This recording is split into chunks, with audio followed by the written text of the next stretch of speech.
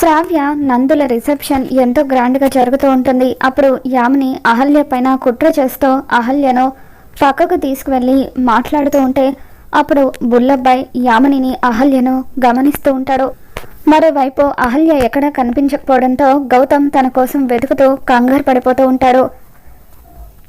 అహల్య వల్ల మేనమామ బంగారాజు ఒకచోట అందరికీ కూల్ డ్రింక్ సర్వ్ చేస్తూ ఉంటాడు. అతను గ్లాస్లో కూల్ డ్రింక్ పోస్తూ ఉండగా అప్పుడే గౌతమ్ అతని దగ్గరికి వచ్చి రాజుగారు అహల్యను ఎక్కడైనా చూసారా అని చెప్పి అంటూ ఉంటే లేదు బాబు నేను చూడలేదు అని చెప్పి రాజు అంటూ ఉంటాడు.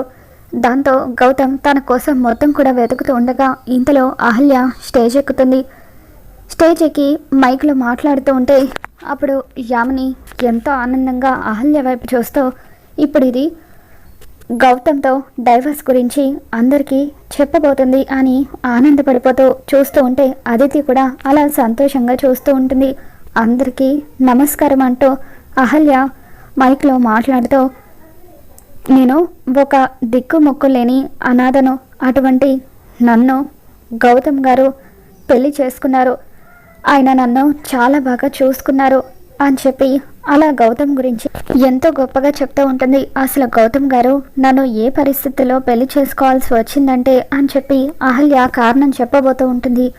మరి గౌతమ్తో తన విడాకుల గురించి అహల్య అందరి ముందు చెప్పబోతుందా, లేదంటే ఆఖరి నిమిషంలో గౌతమ్ అక్కడికి వచ్చి అహల్య నిజం చెప్పకుండా ఆపేస్తాడా? అసలు ఏం జరగబోతుందో మళ్ళీ మన ఛానల్లో తెలుసుకుందాం. ఈ వీడియో మీకు నచ్చినట్లయితే తప్పకుండా లైక్ చేయండి.